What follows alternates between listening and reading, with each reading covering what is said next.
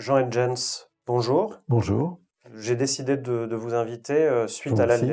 je vous en prie, suite à la lecture de votre dernier ouvrage. Vous avez été prolixe dans la littérature, mais ce dernier ouvrage m'a particulièrement, je dirais, interpellé. Son titre est Comment l'écologie réinvente la politique, aux éditions Rue de l'Échiquier. Et nous allons précisément aujourd'hui discuter de cette question. Et avant de vous présenter, vous pourriez nous définir brièvement ce qu'est pour vous l'économie des satisfactions. C'est une façon de sortir du diktat qu'exerce aujourd'hui l'économie des richesses sur la science politique. En fait, c'est un peu un jeu de mots sur la notion d'économie, dans la mesure où c'est une économie qui va pas produire des sous, des choses mesurables, mais qui va générer un état de satisfaction.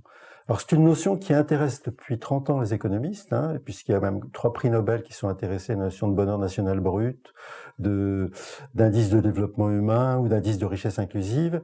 Simplement, ces gens-là n'ont pas réussi à agir sur les politiques publiques, l'une des raisons étant que c'est très difficile de mesurer la satisfaction, puisque il y a des paramètres complètement subjectifs. Un Hollandais, un Américain et un Français ne réagissent pas du tout de la même manière sur cette notion. Et donc moi je me suis dit, au lieu de mesurer la satisfaction, est-ce qu'on pourrait pas s'intéresser à la façon dont elle se produise? Il y a pas mal de gens, depuis Platon, qui sont intéressés à la façon dont une société pouvait se rendre heureuse ou malheureuse. J'ai cherché une représentation assez simple, simplifiée, de toutes ces théories de la satisfaction politique. Et elle m'a été soufflée en fait par les collectivités locales, parce que mon métier, moi, c'est l'urbanisme, et j'observe depuis 10 ans, et j'ai eu un peu une spécialisation dans les stratégies des villes. Je me suis intéressé à cette question, et notamment a découvert que les villes étaient en avance, certaines en tout cas, en avance sur les États dans la matière de transition écologique.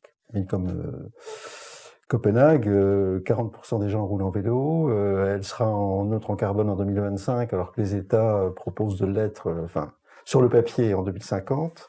Donc, je me suis dit, qu'est-ce qui fait que ces villes ont une avance? Alors, j'avais fait plusieurs livres là-dessus, je n'étais pas le seul. D'ailleurs, il y avait un certain nombre d'auteurs américains, notamment Benjamin Barber, qui a fait un best-seller qui s'appelait « Et si les maires gouvernaient le monde ?» en 2013 ou 2014.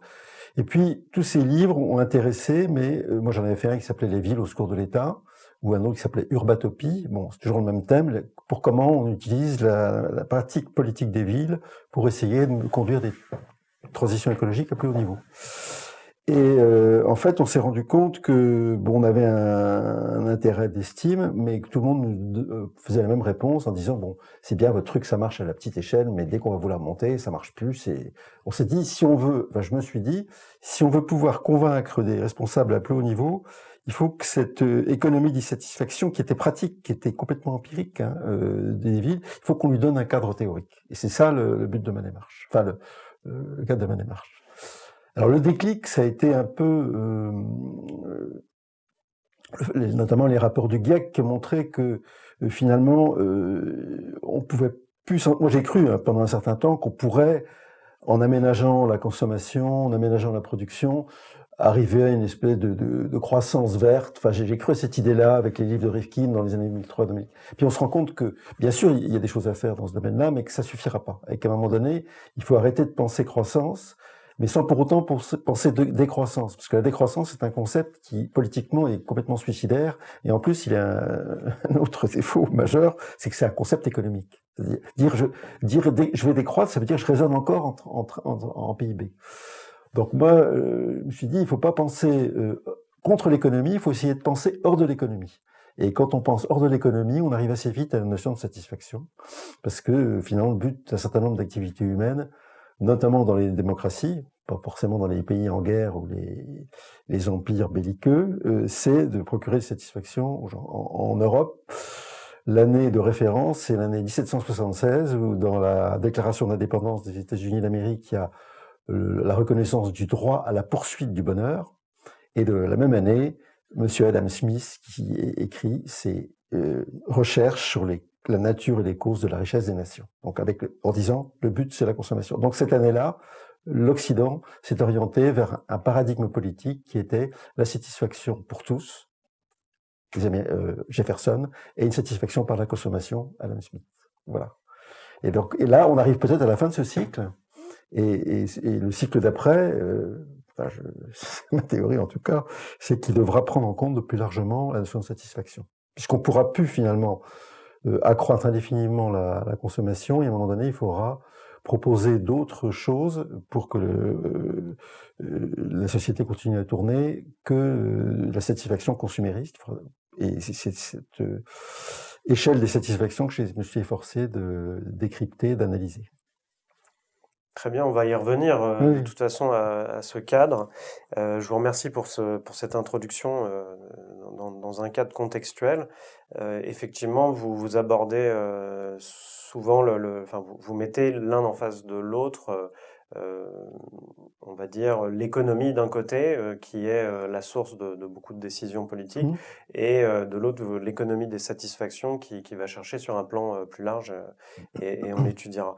Avant tout ça, est-ce que vous pouvez brièvement vous présenter en fait quel a été votre parcours? Oui, moi j'ai une formation d'économiste, j'ai fait une école de gestion et d'urbanisme, j'ai fait une école de Sciences Po urbaniste, et donc j'ai œuvré pour l'essentiel de ma vie professionnelle dans le développement territorial, l'aménagement urbain, l'urbanisme. J'ai fait un petit détour par les énergies renouvelables, mais enfin tout mon cursus est sur le développement des territoires avec une vision écolo. Donc c'est ça mon fil directeur, si vous voulez.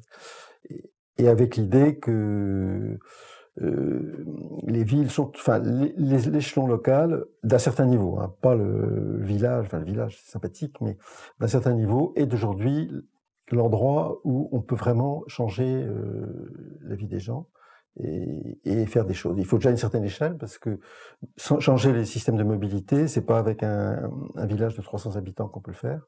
Donc on peut faire des choses à 300 habitants, mais si on veut vraiment raisonner sur un système de mobilité, il faut raisonner à l'échelle d'une métropole, d'une région urbaine, avec évidemment ces villes satellites qui peuvent être des villes moyennes ou des petites villes ou des villages, mais des communautés de communes. Ou d'autres communes, mais c'est à une certaine échelle que ça se gère, quoi. Ça, c'est l'urbaniste qui parle. Mais c'est l'urbaniste, oui, mais je constate, si vous voulez, parce que finalement, quand vous regardez les enjeux de transition énergétique, à part l'alimentation qui est un enjeu à part, les deux principaux postes d'émissions de gaz à effet de serre, c'est les transports et l'habitat. Donc c'est deux enjeux qui se gèrent essentiellement à un échelon local. Suivant la façon dont vous habitez, la façon dont vous vous déplacez, c'est là que ça se passe. Donc si on ne traite pas ces enjeux-là, et les écarts sont énormes. C'est non seulement 70% des émissions de gaz à effet de serre qui sont sur ces deux postes, mais en plus, les écarts sont considérables d'une ville à l'autre. Si vous voulez, une ville française, on ne le dit pas assez, ou européenne, elle consomme 2 fois moins d'énergie qu'une ville nord-américaine en déplacement. Et évidemment, beaucoup plus qu'une ville africaine qui n'est pas encore motorisée. Mais donc, il y a des possibilités. Quand on voit qu'une ville comme Copenhague est passée de 10% de vélo à 40% des déplacements en 20 ans, là, on voit qu'il y a des choses qui se passent, qu'il y a des leviers d'action.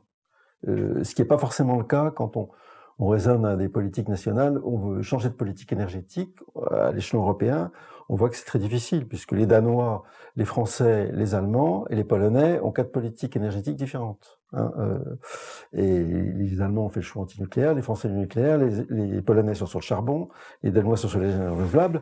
Alors, si on veut créer une politique européenne avec ces 4, c'est pas possible. Donc comment on fait? Donc c'est à l'échelon local qu'on reprend le truc, et que là, notamment au Danemark, c'est à l'échelon des collectivités locales. Alors il y a très peu de communes au Danemark, il y en a une centaine. Oui, parce que nous, on en a 35 000. 35 000, mais ont été créées des sociétés de production, de distribution d'énergie renouvelable qui ont l'obligation, on viendra peut-être tout à l'heure sur cette question de capital, d'ouvrir leur capital sur des sociétés économiques, mais obligation d'ouvrir leur capital aux citoyens. Donc le citoyen, et vous parlez de citoyenneté tout à l'heure, il est à la fois usager de l'énergie, citoyen de la ville et actionnaire de la société qui produit. Donc effectivement, il est complètement impliqué dans la transition. Voilà, il ne va pas juste voter une fois tous les. Il va juste voter. Alors quand il est actionnaire, il ne cherche pas forcément à avoir un profit maximal, il préfère, mais il est impliqué, c'est un placement, il met ses économies, il a un droit de regard sur la façon dont la société est gérée. Je trouve que c'est très intéressant comme démarche. Alors, pourquoi est-ce que... Enfin, ça se passe aussi en France, il y a quand même des initiatives... Non, ça ne se passe pas en France, parce que en France, EDF a le monopole de la distribution d'énergie. Oui, alors sur Alors, il y a quelques l'énergie... petites initiatives qui se font sur la méthanisation, il y a d'autres petits villages qui ont fait des trucs, mais on est quand même beaucoup plus freiné et on est bloqué un peu par ce monopole. On s'est mis beaucoup plus tardivement aussi que les autres sur le renouvelable, dans la mesure où on avait le nucléaire qui était considéré comme le truc à la française qu'il fallait pas. EDF a joué maintenant, se déploie sur le renouvelable, mais pendant très longtemps a un peu savonné la planche de tous les projets alternatifs qui pouvaient... Alors le nucléaire, c'est une grosse question, ça sort peut-être un peu du propos, mais le nucléaire a été effectivement une grosse politique française. On dit même qu'on a poussé le chauffage électrique domestique C'est exact. pour vendre C'est l'énergie. une aberration énergétique. Qui a été d'ailleurs retiré il y a quelque temps, puis à nouveau aujourd'hui, le bâtiment neuf, on subventionne, ou en tout cas ont été réautorisées ces sources d'énergie électrique. Comment est-ce qu'on fait en fait dans un pays comme la France où il y a des politiques qui portent sur 30 ans, 50 ans, 70 ans, telles que celle du nucléaire? Comment est-ce qu'on fait pour, à l'échelon local, comme vous dites, agir? Non, mais le nucléaire, il est là, il va se réduire en sifflet. Je pense que il faut pas en faire aujourd'hui, il y a une espèce de consensus sur le fait qu'on ne va pas l'augmenter et qu'il va se réduire progressivement. Donc, après ça, on peut débattre sur quelle vitesse, etc. Mais la question, c'est plutôt de développer les choses alternatives.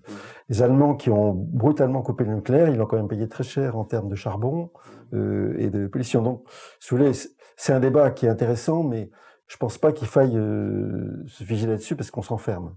Donc, pour moi, la chose, c'est de développer, bien sûr, les économies d'énergie, mais surtout les énergies alternatives et que le nucléaire ne soit pas un frein à développer les énergies alternatives. Alors, quelles énergies alternatives? Toutes les énergies renouvelables. Hein. Mais est-ce qu'elles se valent toutes? Pour l'instant, si vous voulez, là aussi, c'est un débat. Elles sont chacune leur zone de compétence, elles sont complémentaires. Quand il y a du soleil, il n'y a pas forcément du vent. Quand il y a du vent, il n'y a pas forcément du soleil. S'il y a un peu de biomasse, quand il n'y a ni pas de vent et pas de soleil, c'est pas mal. Donc, tout ça se développe. On peut toujours critiquer le fait que certaines batteries vont consommer des métaux rares, etc. Je crois qu'il faut y aller. Et puis après, on est déjà à la 4e génération de batteries post-plomb. Il y en aura une 5e, une 6e. Et un jour, peut-être qu'on fera des batteries qui n'auront pas besoin de lithium ou de choses comme ça. Donc, moi, je crois qu'il faut être très ouvert. Et ce que font les pays qui ont réussi, c'est qu'ils ne sont pas posés trop d'état d'âme. Ils ont investi. Parfois, ils se sont rendus compte qu'ils avaient surinvesti dans certains domaines. C'est pas forcément très grave. Ou qu'ils n'avaient pas optimisé la rentabilité. Je crois qu'il faut sortir de l'idée, c'est ce qu'ont très bien fait les Danois, que l'énergie ne doit pas être chère. Nous, on est vécu, le nucléaire a été fondé sur cette idée, d'ailleurs, qui en plus c'est fausse, parce que quand on fait véritablement le compte du nucléaire, il est beaucoup plus cher que ce que paye les externalités sont... Les externalités, elles sont même inconnues, parce qu'on ne sait pas ce qui paye l'enfouissement et l'enfouissement, le démantèlement. On ne sait pas. Mais donc, en tout cas, ce qui était une erreur de raisonnement, c'était de dire il faut à tout prix qu'on ait une énergie pas chère parce que c'est bon pour les consommateurs. Bon, en fait, on les a obligés à acheter des convecteurs électriques qui sont véritablement des gouffres, passoires énergétiques. Donc finalement, les Danois ont une énergie 2 fois plus chère que nous, en électricité. Ça n'empêche pas d'avoir un PIB supérieur au nôtre, des taux d'inégalité inférieurs aux nôtres et une performance écologique sans comparaison avec la nôtre. Donc, je pense que la fixette sur l'énergie la moins chère possible, c'est pas une bonne idée. Parce que moins l'énergie est chère, plus on a tendance à consommer. Vous n'êtes pas le seul à dire ça. Hein. Oui. Jancovici... oui, Moscovici, oui.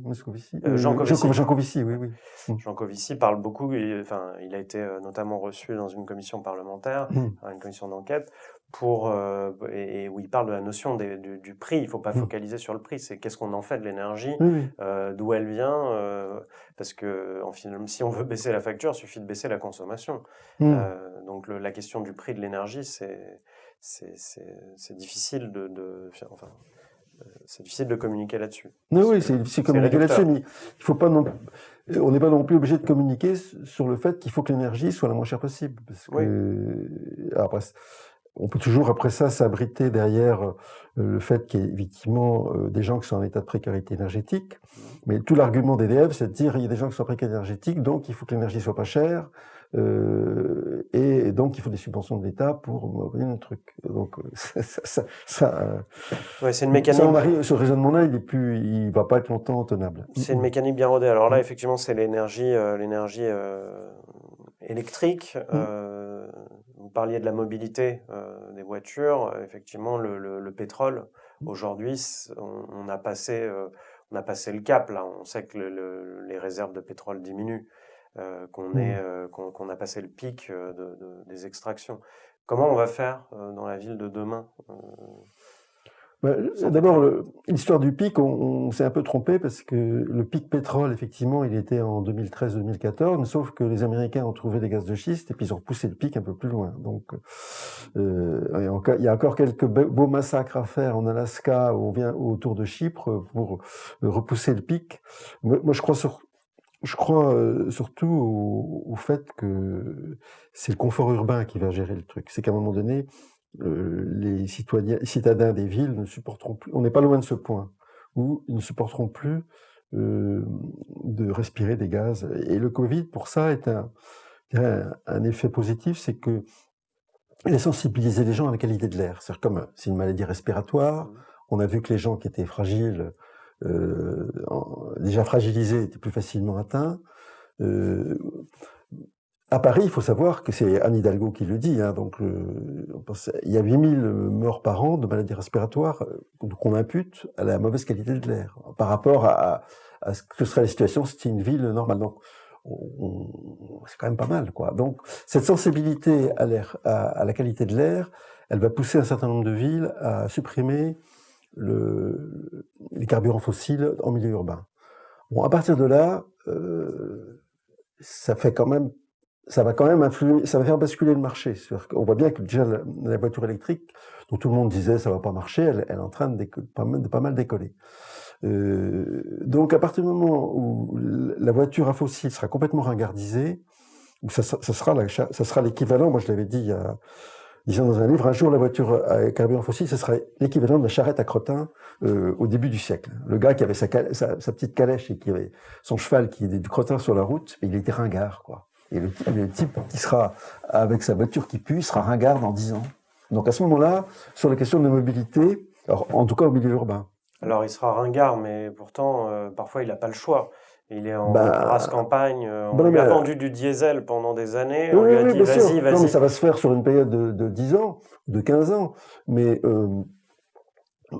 moi, je pense que c'est cet argument-là, plutôt que celui de la pénurie de pétrole, qui va changer le système de mobilité. Parce que Anne Hidalgo, elle avait été présidente d'un groupe de 100 métropoles et qui avait toute envie de passer à un mode de mobilité plus écolo, enfin moins polluant, peut-être pas la même chose. Et elle disait, nous, on pèse 25% du PIB mondial, sans ville. Je peux vous dire que quand on va voir M. Renault ou M. Mitsubishi, on leur dit, nous, on pèse 25% du PIB et on n'a pas les plus pauvres dans nos villes, et nous, on veut plus de bagnoles, on veut plus de bagnoles qui puent. On est écouté. Vous êtes crédible. Quand vous êtes un petit village et dites, moi, je préfère rouler en vélo, très bien, monsieur, rouler en vélo, mais quand vous avez ce poids-là, et autre facteur, si vous voulez, à Paris, 40%, il y a 20 ans, 60% des Parisiens avaient une bagnole. Donc, ils étaient automobilistes et ils étaient intéressés par le fait de pouvoir rouler en voiture. Aujourd'hui, cette proportion est tombée à 40. Politiquement, ça change tout.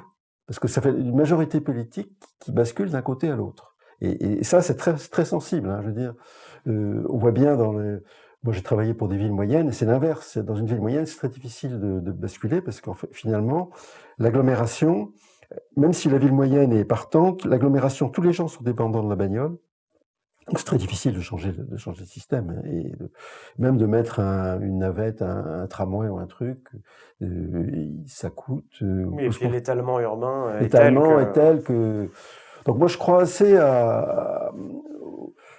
je crois pas du tout que les gens vont devenir militants écolos du jour au lendemain. Il y a une sensibilité, mais surtout la sensibilité à sa santé. Et ça, c'est l'argument numéro un, hein. C'est le cheval de Troie de l'écologie pour faire bouger les choses, c'est la santé. Mais en fait, aujourd'hui, quand on parle d'écologie politique, à vrai dire, mais chacun dans son quotidien, dans son rapport à son entourage, à ses proches, à son travail, à sa ville, à son environnement, chacun a des rapports avec la nature, avec l'écologie au sens large. Donc, est-ce qu'on ne pourrait pas d'ailleurs aborder un peu cette question de l'écologie politique? Il y a un écart énorme aujourd'hui entre la sensibilité écologique telle qu'elle est ressentie et de façon assez récente en fait, hein, par une majorité de citoyens. Hein. Aujourd'hui, on a des taux de gens qui sont prêts à changer leur vie qui montent à 60%, enfin en déclaratif, mais qui étaient à 30 il y a 4 ans. Donc on voit bien qu'il y a une sensibilité, mais qui pour l'instant n'a pas d'offre politique.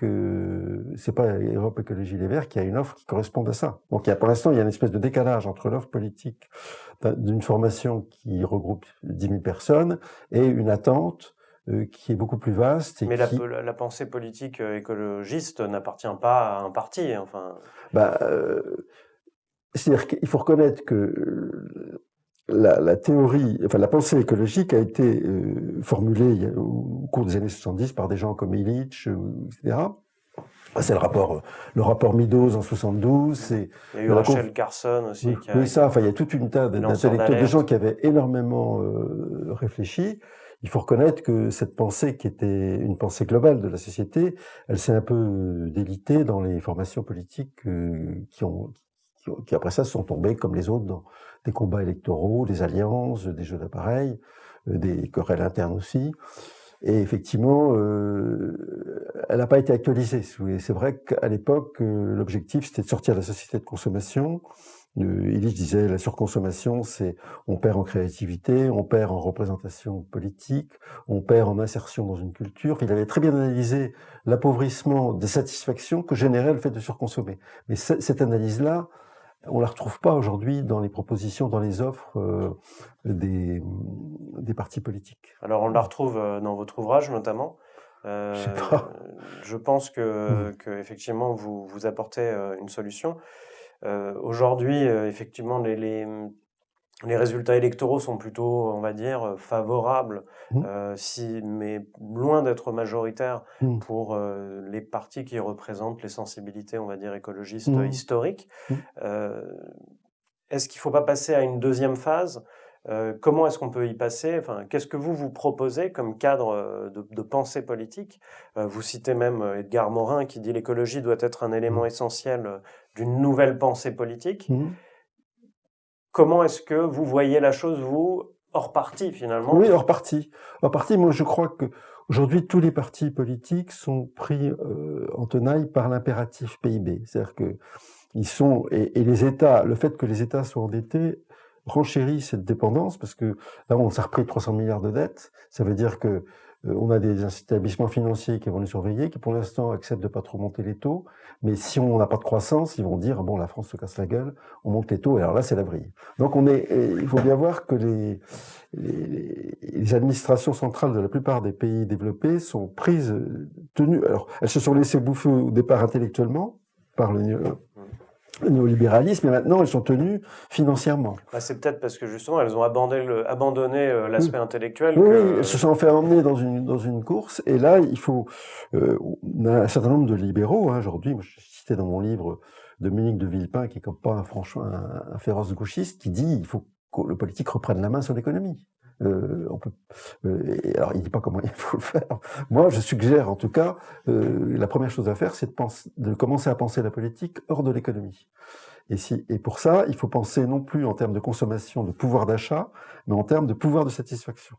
Et donc s'intéresser à toutes les sources qui font que, toutes les causes qui font qu'une société est satisfaite, ou en tout cas a envie voit l'avenir de façon positive, a envie de se lever le matin et d'œuvrer pour un monde meilleur. Bon. Et pour l'instant, on n'est pas vraiment dans cette situation-là. Il y a plein de gens qui n'ont pas envie de se lever et qui, quand ils prennent le métro ou autre, ils sont pas à l'aise. Donc là, il y a vraiment, sur tous les indicateurs, une baisse de la satisfaction et de la confiance aussi de nos sociétés développées en elles-mêmes. Et ça, c'est quand même un élément fondamental de la satisfaction, c'est de se sentir en cohérence avec soi et avec son environnement. Alors, ce système de satisfaction, il repose sur quoi? Et en fait, dans l'économie, Adam Smith dit le seul but, c'est la consommation. Donc, vu par les économistes, le seul indicateur de satisfaction, c'est votre pouvoir d'achat. Donc, c'est votre pouvoir de consommer. Ça, c'est. Alors, ce ne serait pas gênant, si vous voulez, si l'économie fonctionnait en parallèle d'autres choses. S'il y avait, vous aviez une vie économique, et puis une vie culturelle, une vie spirituelle, une vie affective, enfin plein d'autres vies. Ça devient gênant quand ce critère-là devient le seul, bouffe tous les autres. Peut-être pas la vie affective, mais en tout cas la vie culturelle, la vie, enfin, qu'il en est à bouffer tous les autres. Et là, on est un peu dans cette situation-là. Et donc, il faut rembobiner le fil et voir comment on pensait la satisfaction politique, collective, depuis Platon, comment on l'a envisagée, et on se rend compte qu'elle n'a pas été pensée uniquement sur la consommation. La consommation, c'est quelque chose qui a été introduite, alors à juste titre, hein, quand Adam Smith a dit le seul but c'est la consommation, 95% des gens étaient en dessous du seuil de pauvreté. Donc là, c'était complètement légitime comme proposition. Aujourd'hui, on peut discuter, quand on voit les linéaires de supermarchés, les rayons chats et chiens qui font 200 mètres, on peut se demander si on est vraiment dans la légitimité de la surconsommation. Donc, on se rend compte que la satisfaction, elle vient en fait de 4 pôles principaux.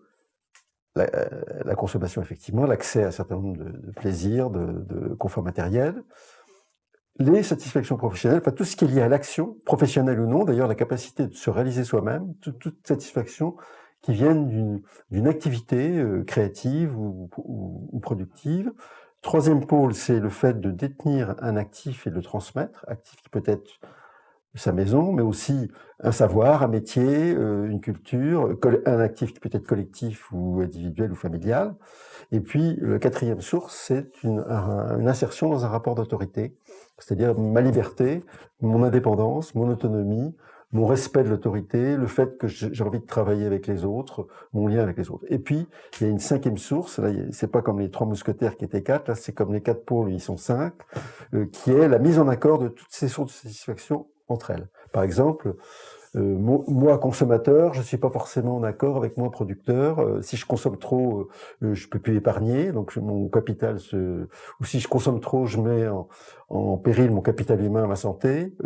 Ou pour consommer plus, je peux me soumettre et perdre complètement mon autonomie et ma capacité de réflexion, parce que je vais me soumettre à une entreprise qui va bien me payer, mais je vais devenir un zombie.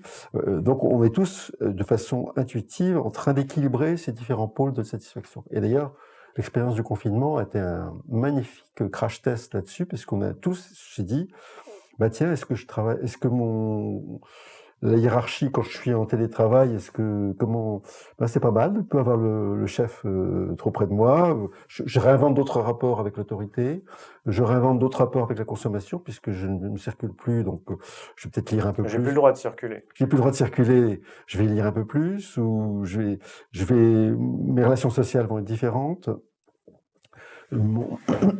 Et mon rapport aux activités personnelles, je vais peut-être m'intéresser à des activités que j'avais pas le temps de faire avant, etc. Donc toute la matrice a changé, et elle a changé à tel point que c'est un thème récurrent aujourd'hui dans les magazines, c'est le fait de changer de vie. Changer de vie, c'est devenu presque un marronnier de la presse, et le thème étant que les gens ayant vécu l'expérience du confinement se disent « Oh, putain, j'avais une vie de con, je vais faire autre chose », et donc je change de vie, c'est-à-dire que je change en fait tous les pôles de mon système de satisfaction. Je vais travailler autrement, je vais consommer autrement, je vais investir autrement, je vais obéir ou m'affirmer autrement, et je vais être plus en phase avec moi-même ou avec une vision du monde qui est celle d'un monde où les ressources s'épuisent. Voilà à peu près comment les choses se passent. Vous pensez qu'il y a une prise de conscience réelle ? Je pense qu'il y avait déjà, enfin, en tout cas sur la question que je connais, qui est le rapport à la ville, il y avait déjà une tendance qui était une fatigue de la très grande ville qu'on observait déjà par des exodes de la région parisienne, par exemple, parce que le loyer trop cher, temps de transport trop long, grève, enfin, il y avait un logement trop petit, etc. Donc il y avait déjà cette fatigue de la mégapole qui était observée par un certain nombre de sociologues, hein, d'urbanistes. Et c'est vrai que l'expérience du confinement a donné un petit coup de pouce à accélérer un peu les choses. Bon, maintenant, comment ça va revenir? Il y a sûrement des gens qui vont changer de vie, sûrement beaucoup moins que les magazines qui vous trouvent le cadre qui gagnait 20 000 euros par mois, qui maintenant a ouvert une boulangerie à Amiens. Bon. Oui, c'est facile quand on a, oui, c'est ça, ce salaire-là de changer de vie. Finalement.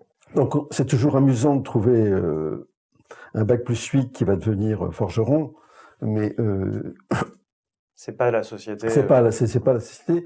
Ceci dit, quand on regarde des indicateurs comme les transactions immobilières, on voit qu'effectivement des villes de la première couronne parisienne, comme Chartres, Amiens précisément ou d'autres, ont eu une ruée de demandes. D'achat de gens d'achat. Vraiment, oui. Ouais, de gens qui habitaient un appart à Paris, qui vont s'organiser autrement, télétravail, truc à 100 km. Alors, je ne sais pas si ça représente un mouvement très important, mais en tout cas, il y a une prise de conscience, il y a une accélération et puis aussi le fait que comme on va vers une situation économique qui va être dure, donc il y aura pas d'augmentation. Je veux dire que les salaires, enfin on le dit pas, mais je ne vois pas comment une boîte qui a perdu 10% de son chiffre d'affaires va dire les gars, bonne nouvelle, j'augmente tout le monde. Donc ça va être difficile.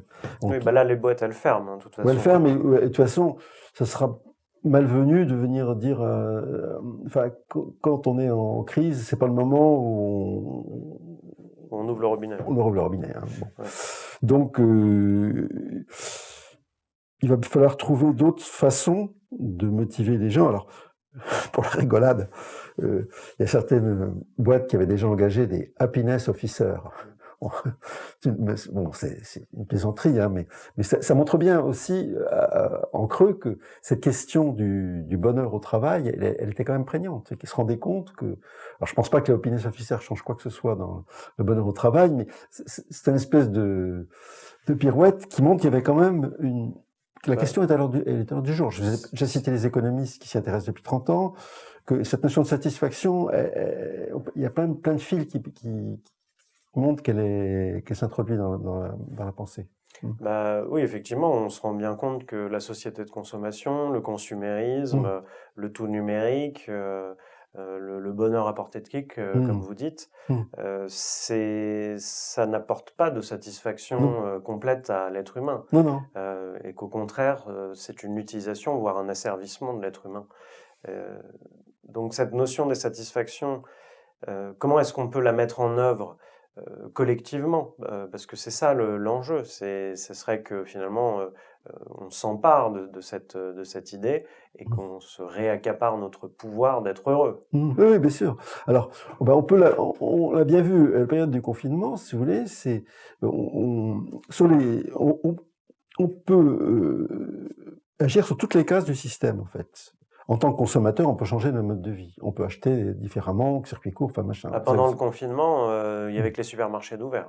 Oui, les marchés de proximité aussi. Oui, quelques marchés. Mais bon, après, si vous voulez, là, il y a un levier dont on voit qu'il est quand même utilisé, c'est que si je prends le bio, c'est pas le seul indicateur, mais que la part de bio, on tangente maintenant les 8%, de 10% d'agriculture bio. Dans le vin, c'est beaucoup plus. Bon. Il y a ce premier choix, sur mes modes de vie, ma consommation, je peux jouer.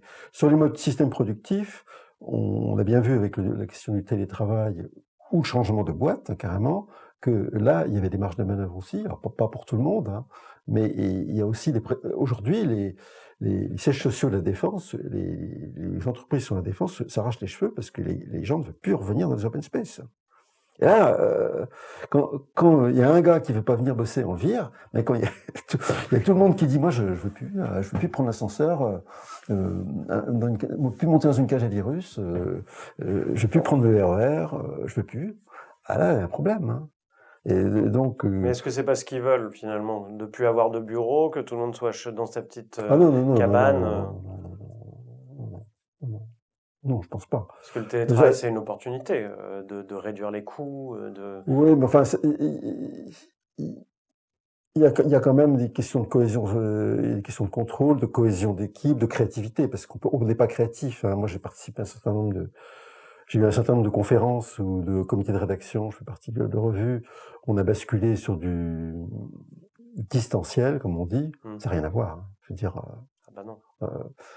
comité de rédaction d'urbanisme, on était avec nos bouteilles de rouge, des petits gâteaux, le truc, il y avait une idée, bon, Bah, l'être humain a besoin de contact, donc, d'échanges directs, en fait. alors si on a des tâches complètement administratives, le gars qui est inspecteur des impôts, enfin qui doit vérifier des comptes, là il peut le faire de chez lui.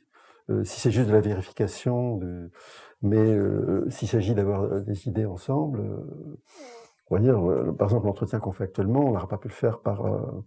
Maintenant, on voit bien les entretiens par visioconférence, ça donne rien. Chacun est dans son monde. Donc c'est pas... Moi j'ai fait un entretien, enfin une téléconférence, j'étais très très perdu parce que j'avais même pas le regard des gens en face de moi pour voir si ce que je racontais les intéressait ou pas. Donc c'est quand même très déstabilisant, hein. Enfin bref, donc sur le capital aussi, moi je crois qu'aujourd'hui il faudrait qu'on développe des circuits courts d'investissement. Alors il y a déjà des communes qui l'ont fait, hein, des petits villages où le maire a dit bon, on voudrait qu'il y ait un agriculteur qui s'installe. Est-ce qu'il y a des gens qui ont 2 ou 3 sous à mettre dans l'achat d'une terre et on voudrait bon. Et ça se fait. Alors, à la micro-échelle, je vous avais cité l'exemple des trucs des Danois, là, il y a des choses à faire et peut-être que la Caisse des dépôts, qui est une institution financière mais qui est dans le temps long, pourrait cautionner des systèmes de circuits financiers en circuit court. Parce qu'aujourd'hui, si vous voulez, il y a une financiarisation des villes qui est un obstacle à la transition écologique, hein. C'est-à-dire des sociétés comme BlackRock, qui sont des sociétés de gestion d'actifs, elles achètent 2000 logements à Berlin ou 3000 d'un coup, si vous voulez. Ce qui a d'ailleurs valu une réaction très négative des Berlinois quand on leur a dit que leur loyer allait augmenter de 30%. Et ce qui n'a pas empêché la Commission européenne de commander des rapports d'études à BlackRock pour la transition justement énergétique et économique. Qui est un comble. C'est un comble. Et donc, BlackRock, elle gère 8000 milliards d'actifs, c'est-à-dire l'équivalent de la fortune des Français. Bon. Mais c'est pas son pognon, c'est pas son argent. C'est l'argent, c'est le vôtre, c'est le moi. Si vous mettez votre argent, vous mettez un compte épargne, vos petites économies du Français moyen, et votre banque, elle n'arrive pas avec cet argent à avoir le même taux de rentabilité que BlackRock, donc elle va confier en gestion ses sous à BlackRock, qui eux ont des logiciels qui leur permettent de voir toutes les opportunités à travers le monde. Et donc, tant qu'on ne court-circuite pas ce système-là, on ne peut pas en sortir. Je veux dire, ça, c'est un élément très, très important. Et la finance verte, c'est du pipeau. Je veux dire, les green bonds, c'est complètement du pipeau. La seule façon de reprendre la main sur... et là, je crois que chacun on a tous 2-3 sous d'économie, ou une vieille tante enfin, en tout cas, il y a beaucoup de gens qui ont de l'épargne, et qui ont d'ailleurs accru cette épargne avec le confinement, puisqu'on a beaucoup moins dépensé. Le livret A a relevé 70 milliards d'euros en 2 mois. Oui. Et donc, cet argent-là, une des questions, c'est de le flécher vers la transition écologique. Et c'est pas en le mettant chez BlackRock qu'il va faire la transition écologique. Parce que BlackRock, investir dans les mines de charbon, ça ne fait absolument pas peur. En revanche, il veut bien des retraites des Français. Oui, il veut bien. Ça, il serait intéressé. Oui, non, mais les caisses de retraite des Français, elles doivent garantir l'argent qu'elles vont redistribuer dans 10-20 ans, donc elles cherchent des endroits où placer les sous de façon à peu près. Et BlackRock, c'est pas si mal, donc.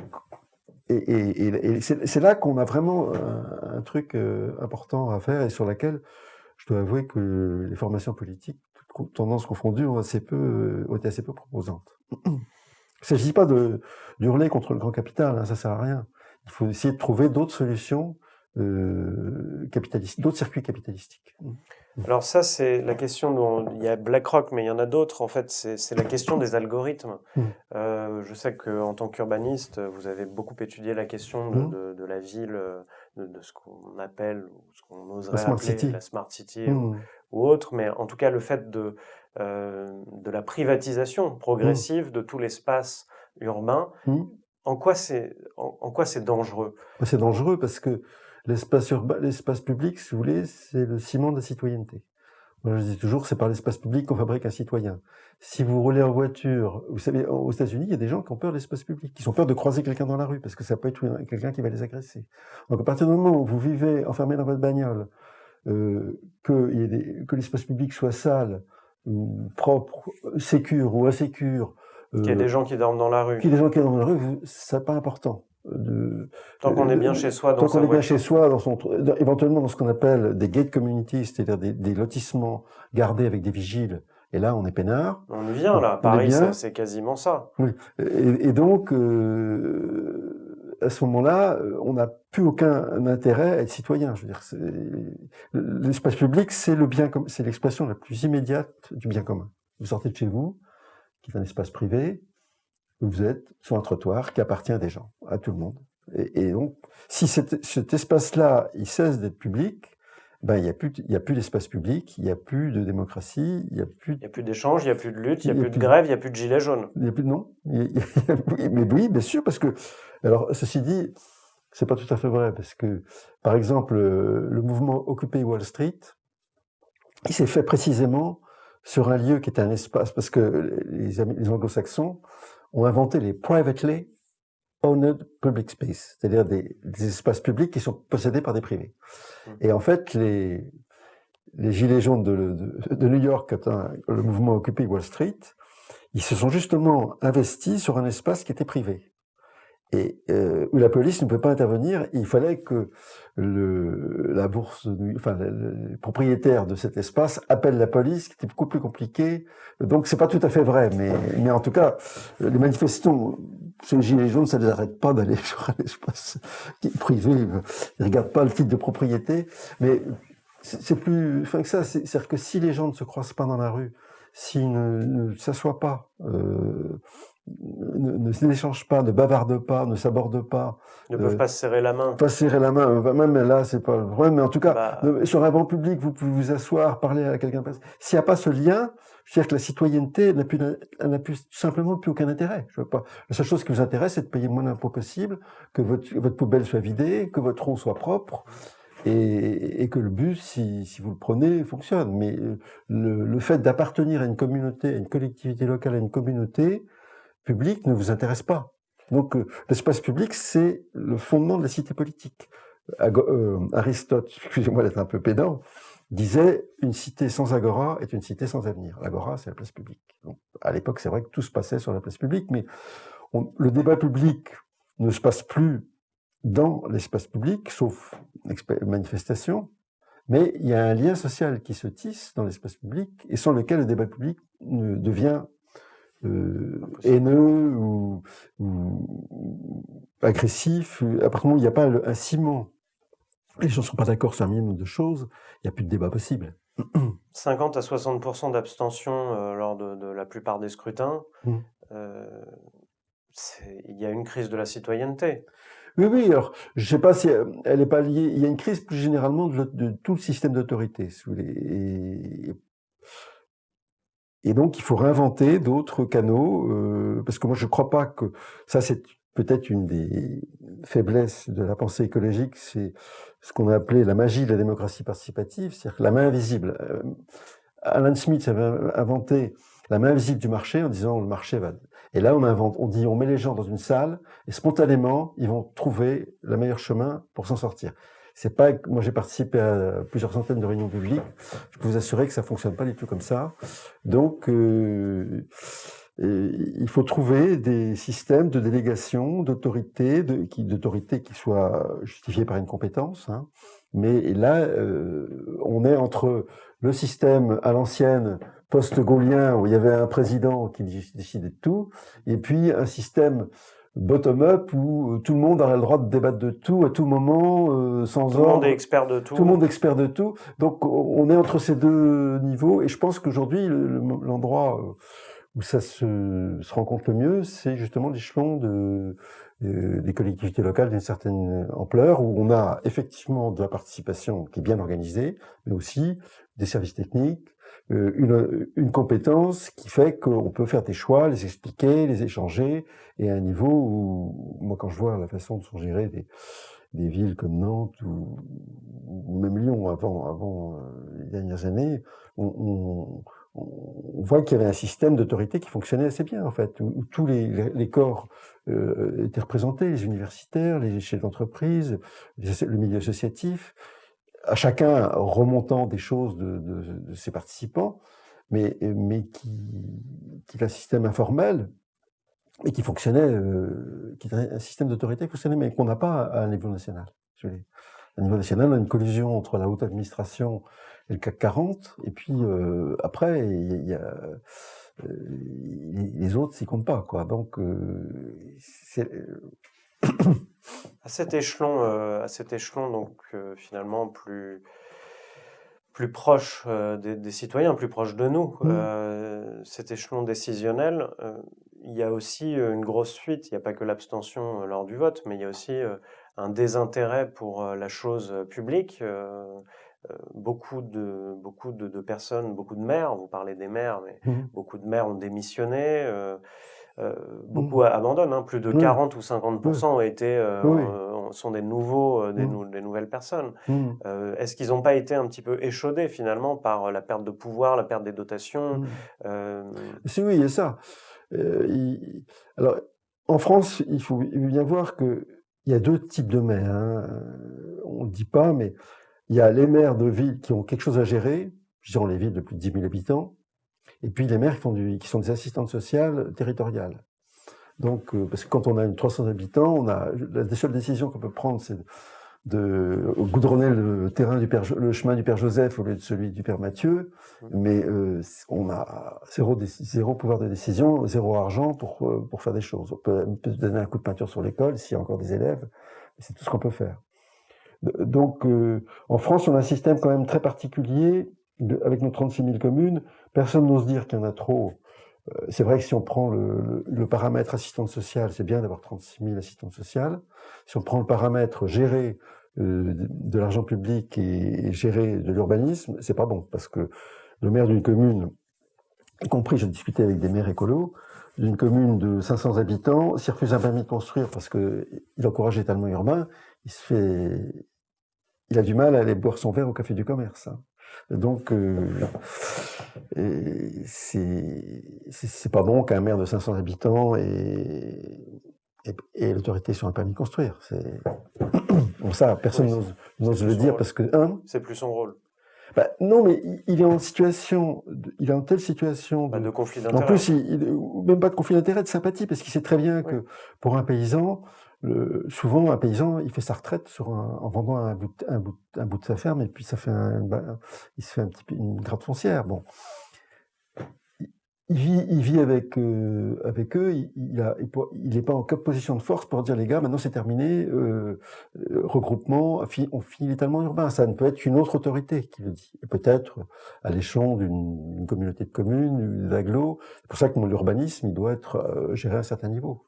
De toute façon, on ne peut pas penser une ville sans sa relation avec les autres villes qui l'entourent et son environnement. Je pense quand même que les collectivités, comme vous dites, locales, que les maires, les conseillers municipaux ont une grande importance dans le maillage territorial. Une grande importance aussi dans la capacité à faire changer les mentalités. Vous disiez, oui, c'est l'assistante sociale, mais en fait, il est devenu l'assistante sociale, mais auparavant, il était plus que ça.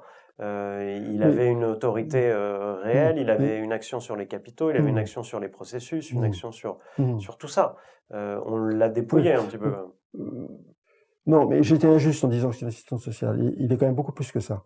Il est représentant de l'autorité de l'État. Et ça, c'est quand même très important. C'est-à-dire qu'il représente une autorité et donc une justice sociale. C'est-à-dire qu'à la limite, on peut imaginer plus qu'imaginer que dans un certain nombre de villes, quand il y a deux paysans ou deux voisins qui s'engueulent, ils vont voir le maire et puis il leur dit bon écoute, arrêtez les gars, il arrange les choses.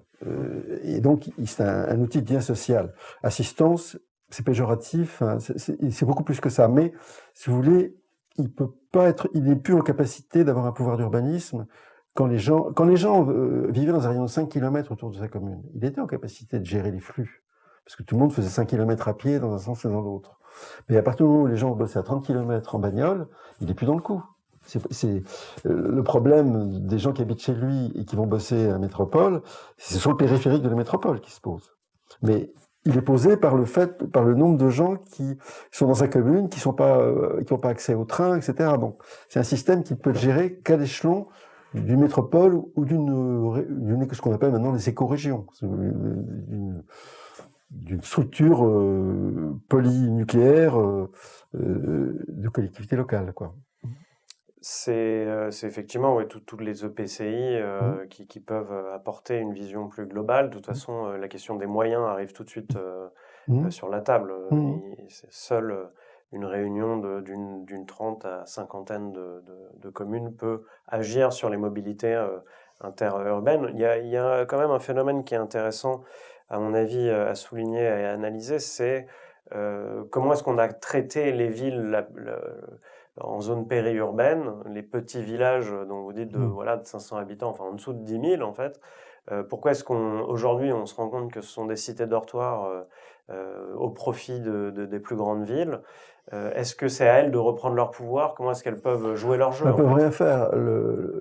Elles ont quand même les terres arables et les agriculteurs dessus. Oui, mais une ville, moi j'ai travaillé pour Rennes, une ville comme Rennes, si vous voulez, 50% des flux, c'est des gens qui habitent en dehors de son périmètre de la métropole. Donc en fait, 50% de la construction dans l'aire urbaine, parce que l'INSEE définit un concept qui s'appelle l'aire urbaine, qui est la zone d'influence d'une ville. Mais c'est pas sa zone politique. La zone politique, c'est la métropole, qui est la ville-centre plus les communes périphériques. Et en fait, 50% de la construction neuve à Rennes, et c'est pareil à Nantes, se fait en dehors de la métropole. Donc en dehors du schéma de cohérence des plans d'urbanisme, et dans des petites communes en diffus, des communes qui appartiennent à aucun schéma et qui sont bien contentes de voir arriver des gens qui vont mettre des enfants à l'école, etc. Donc c'est un système qui, pour l'instant, est très mal régulé. Alors, il ne peut être régulé que par un accord entre, effectivement, ce que commence à faire Nantes avec la métropole centre et les communes périphériques, enfin, en deuxième couronne, sur des questions de transport, d'énergie et d'alimentation. Le deal, en fait, en gros, on travaillait des villes comme Nantes ou Montpellier, c'est t'arranges tes transports pour que les gars qui habitent en périphérie puissent venir en transport en commun, je paye pour ça, par exemple avec des parkings de covoiturage ou des choses comme ça, et en revanche, moi je suis intéressé par production agricole pour nourrir mes cantines scolaires, veau de bois pour faire les chaufferies de mes écoles. Il y a une espèce de deal avec le thème qu'une ville doit devenir un peu plus autosuffisante en énergie et en alimentation. Pour ça, c'est un thème qui est très très récurrent. Alors, il est un peu illusoire parce que je ne pense pas que ce soit fondamentalement stratégique qu'une ville soit autonome en alimentation, mais c'est pas grave, ça va dans le bon sens. Ça pousse à des circuits courts, ça pousse à des relations plus apaisées entre la métropole et les communes périphériques, et avec des reversements de valeur qui vont de l'un à l'autre. Donc ça, c'est intéressant. Pourquoi est-ce que vous pensez qu'une ville ne doit pas être autonome d'un point de vue alimentaire?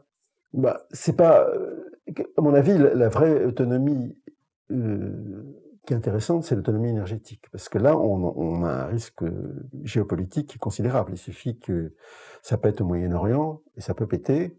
Il ne faut pas oublier qu'il y a 2 ans, il y a un commando iranien qui a fait péter une raffinerie en Arabie Saoudite. Hein. Bon, ça a été digéré, mais si elle en fait péter 10, là, on n'est pas bien. Je veux dire que c'est tout le système énergétique mondial qui est dans... Il faut voir que nos villes, actuellement, elles sont dépendantes à 80%, 90% du pétrole pour assurer leur mobilité. Donc là, il y a une dépendance qui est colossale.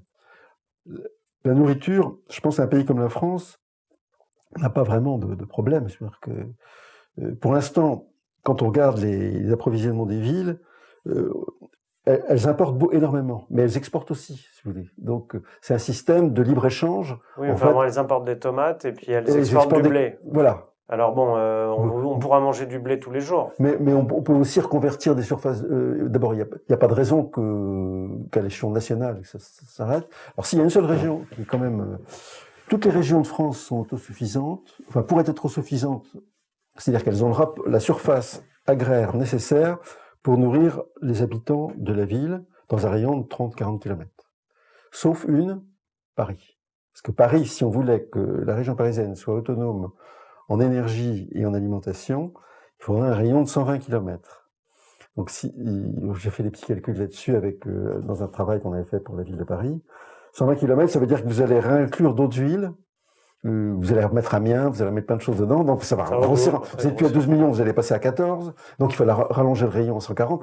C'est un truc, c'est impossible. En fait, pour nourrir Paris, il faudrait que toute la France soit au travail. En France, pays qui a largement les moyens d'être autosuffisant sur le plan alimentaire, c'est-à-dire d'avoir une autonomie alimentaire à l'échelle d'une métropole, ça ne présente pas un intérêt stratégique immédiat, dans la mesure où une ville peut acheter des tomates à une autre et lui vendre des carottes. Enfin, ça paraît pas... on peut essayer de raccourcir les circuits, c'est intéressant, mais c'est pas stratégique comme l'est l'approvisionnement énergétique. Alors, donc, comment est-ce qu'on peut autonomiser d'un point de vue énergétique des villes, alors des métropoles, mais aussi des villes moyennes Si vous voulez, le problème des énergies renouvelables, c'est qu'elles bouffent de la surface. Alors, moins, ça dépend alors, les énergies photovoltaïques, alors j'ai plus les chiffres exactement en tête, mais ça va pour avoir 1 kWh, il faut... là, il faut peut-être couper, hein, parce que vous me posez une question que j'ai... En tout cas, les énergies renouvelables ont besoin de surface. Donc, tant que vous êtes dans des zones alors on peut en mettre sur les toits, on peut mettre des éoliennes dans les champs, mais pas trop rapprochées. Si on veut s'approvisionner avec du solaire, avec de l'éolien et avec de la biomasse pour faire le complément, on considère qu'il faut à peu près, et qu'on veut aussi une autonomie alimentaire, qu'il faut 4000 m² par habitant. C'est les chiffres de grandeur. Bon, alors ça donne un rayon. Pour une ville comme Nantes, avec un rayon 20-30 km, on peut faire assurer de l'autonomie. Pour Paris, qui a 12 millions d'habitants, enfin la région parisienne, on arrive à un rayon de 120 km. Et là, ça colle plus. Parce que le rayon s'étend, on va remettre des villes comme Amiens ou d'autres dans le truc, donc on passe de 12 à 14 et ainsi de suite. Donc, alors c'est pas forcément gênant, mais c'est vrai que ça favorise, si vous voulez, les villes de métropolitaines moyennes ou les villes moyennes dans la poursuite d'une autonomie énergétique. Et pour une ville comme Paris, c'est tout juste impossible. Enfin, parce que même en couvrant tous les toits de Paris de capteurs solaires, on a une telle densité qu'on n'arrivera pas à fournir l'énergie nécessaire, si vous voulez. Alors, bon, il y a effectivement, possiblement quand même, un effondrement on va dire, des ressources énergétiques fossiles telles que, enfin, on va dire, à moins de découvrir encore et encore des nouvelles sources, mais je crois qu'on a assez sondé le sol et les sols, les sous-sols, enfin, sous la mer également, les milieux sous-marins. Comment est-ce qu'il faut changer aujourd'hui? Alors, on a brossé quand même tout un tas de choses, un constat que vous avez fait, que nous avons fait aussi, chacun citoyen, pendant ces derniers mois. Comment est-ce qu'on peut établir un projet, on va dire, optimiste? Sur quelle base et pour quelle société? Je crois que l'effondrement du prix des ressources pétrolières, c'était un thème auquel on croyait beaucoup il y a 10-15 ans. C'est Rob Hopkins qui avait fondé toute sa théorie des villes en transition là-dessus. Et en fait, on s'est rendu compte que le pic du pétrole, il a été repoussé par le gaz de schiste, il peut encore être repoussé par le pétrole de l'Alaska, fonte des glaces, par le nouveau gisement qu'on trouve autour de Chypre. Donc c'est pas ce critère-là, à mon avis, qui va faire changer les choses, c'est plutôt le critère de la santé. On voit que aujourd'hui, les systèmes de mobilité sont en train de basculer dans les grandes villes sur le thème des maladies respiratoires et de la santé, qui font que le diesel va être interdit dans la plupart des métropoles d'ici 10 ans, puis l'essence. Et à ce moment-là, je pense que ça peut faire basculer de façon assez rapide le système de mobilité dans les pays développés. Mais un parc automobile, ça ne se change pas en 3 ans. Non, mais en 10 ans, je crois que c'est 15 ans la durée moyenne d'une automobile. Bon, en 10 ans, ça peut se faire 10, 15 ans. Après ça, c'est pas... Mais on raisonne quand même sur une période de 10-15 ans. Tout le monde aujourd'hui fait des prévisions, on est sur 2040, hein, donc même 2050. Donc c'est quelque chose qui est possible. Quelque chose qui est possible. Mais nos fleurons automobiles aujourd'hui, est-ce nos fleurons, sont dessus? Ils sont pas si mal débrouillés que ça. Moi, je trouve que Renault s'est bien positionné sur la véhicule électrique. Il est un peu plutôt en avance sur Peugeot, c'est différent. Ils n'y ont pas cru. Ils ont pris une autre option. Ils ont pris l'option d'hybride. Mais Renault a vendu 50 000 Zoé cette année en France, qui n'est pas du tout ridicule. Et en plus, avec des systèmes de récupération d'énergie de freinage, c'est des voitures qui sont vraiment en avance sur le plan technologique. Elles ne sont pas du tout ridicules. Mais la seule chose qu'il y a, c'est qu'on ne maîtrise pas la filière batterie, qui pour l'instant est fabriquée par les Chinois, mais il y a tout un plan en batterie qui a été justement engagé dans le New Deal vert européen. Et alors, effectivement, l'utilisation de l'électrique, mais est-ce qu'il ne faut pas aussi utiliser alors d'autres modes de déplacement ou d'autres modes de production? Bien sûr. Et baisser aussi, parce que bon, vous dites les fleurons de l'automobile, ils pensent, mais bon, les SUV, tous les nouveaux véhicules, en réalité, c'est une illusion d'écologie, c'est une illusion d'économie. Pour l'instant, c'est vrai qu'on est effaré de voir des gens dans Paris qui circulent avec des voitures qui ont 400 chevaux sous le capot. Mais ce qui compte, c'est la tendance. Enfin, c'est l'évolution. Moi, je pense que ces gros SUV qu'on voit circuler dans les cœurs des métropoles, dans 4-5 ans, je crois qu'ils seront mal vus. Parce qu'il y aura une pression politique. Hein. Je veux dire qu'à Paris, 60% des habitants n'ont plus de voiture, alors qu'ils étaient simplement 40%, alors c'était la proportion inverse qui avait une voiture il y a 20 ans. Donc, ce sont des électeurs. Eux, ils voteront contre les SUV, les 60%.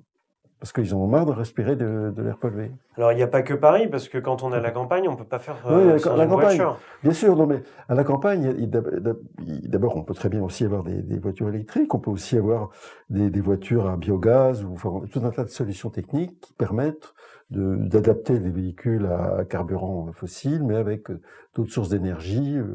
Et puis, il ne s'agit pas d'éradiquer complètement le pétrole en 2 jours, mais la question, c'est la tendance, c'est la façon dont une société peut se réadapter à un autre mode de vie énergétique. L'autre chose, évidemment, c'est de changer dans les villes le système de mobilité. Et là, je vous ai cité l'exemple de Copenhague. Moi, je crois beaucoup à tous les modes, ce que j'appelle les modes ludiques, c'est-à-dire tout ce qui est patinette, roller, vélo, ces modes n'existaient pas il y a 10 ans dans les villes. On raisonnait la mobilité avec vélo, piéton, bus, bagnole. C'est ça la quadrilogie. Aujourd'hui, on a une vingtaine de modes, plus ou moins partagés en libre service, et c'est pas fini. C'est-à-dire qu'il y en aura d'autres, il y a des téléphériques, il y a des modes fluviaux. Donc on voit qu'il y a une véritable révolution de mobilité urbaine qui est en train de se produire. Alors elle peut aller dans un mauvais sens, c'est-à-dire c'est le rêve de la voiture, fantasme de la voiture autonome, qui est pas le temps.